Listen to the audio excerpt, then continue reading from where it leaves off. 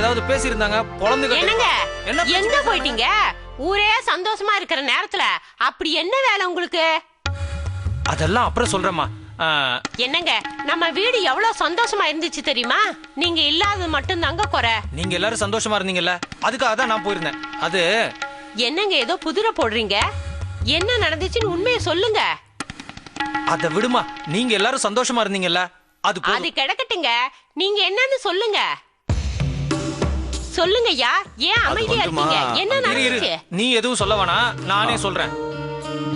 அது ஒண்ணுமில்லம்மா, நம்ம குடும்பத்து ஒத்துமையை பார்த்து நமக்கு வேண்டாத பக்கத்தூர் முனுசாமி மகன் போன வருஷம் மாதிரி ஆளுங்களை ஏவி விட்டு நம்ம திருவிழாவையும் நம்ம குடும்பத்தையும் கெடுக்க பார்த்தான். யார் அவன்? ஐயா, நம்ம ஊர் திருவிழாவை கெடுக்கணும்னு நினைச்சவன்.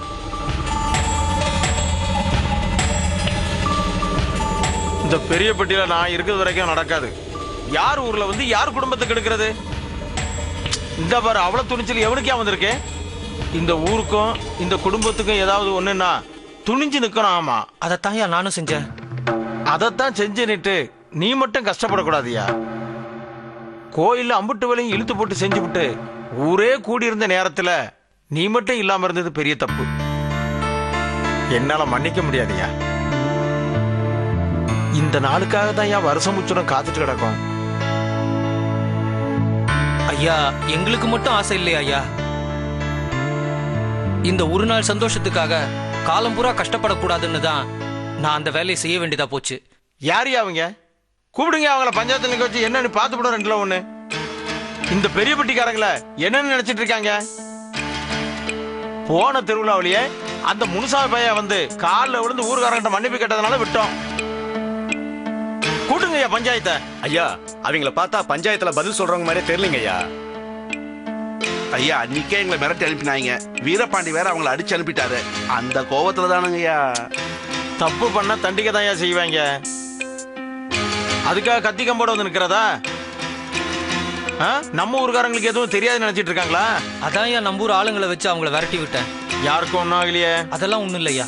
ஆமா, வீரபாண்டி முருகேசன் எங்க? முருகேசன் என் கூட தான் இருக்கான். இப்ப எங்கப்பா? இந்த வந்துகிட்டு இருக்கான் ஐயா. நடந்த விஷயத்த நம்ம வீட்டு பொம்பளை கிட்ட சொல்லிவிடாத, அப்புறம் எல்லாரும் பயந்துட்டு கிடப்பாங்க. ஏமா, நீயும் தான் சொல்லிவிடாத. சரிங்க ஐயா.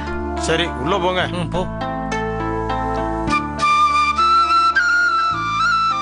இந்த பாருங்க, இதுவரைக்கும் இந்த பிரச்சனை எனக்கு தெரியாம இருந்துச்சு. இப்ப இதுக்கு ஒரு முடிவு கட்டணும். அந்த முனுசாமியை வந்து என்ன பார்க்க சொல்லு, நான் பேசணும். சரிங்க ஐயா. வீரபாண்டி எல்லாத்தையும் பேசி முடிச்சிட்டாப்ல. இனிமே அந்த பயலுக்கு நம்ம எல்லையும் மிதிக்க மாட்டானுங்க. இவங்களே பஞ்சாயத்து பண்ண ஆரம்பிச்சிட்டாங்களா? எனக்கு வயசாயிடுச்சோ? ஏயா ஐயா, என்ன பார்த்தா வயசானவ மாதிரியா தெரியுது? ஏயா? இல்ல இல்ல, கேட்டேன். நீங்க போங்க, நீங்க கிளம்புறாரு ஐயா.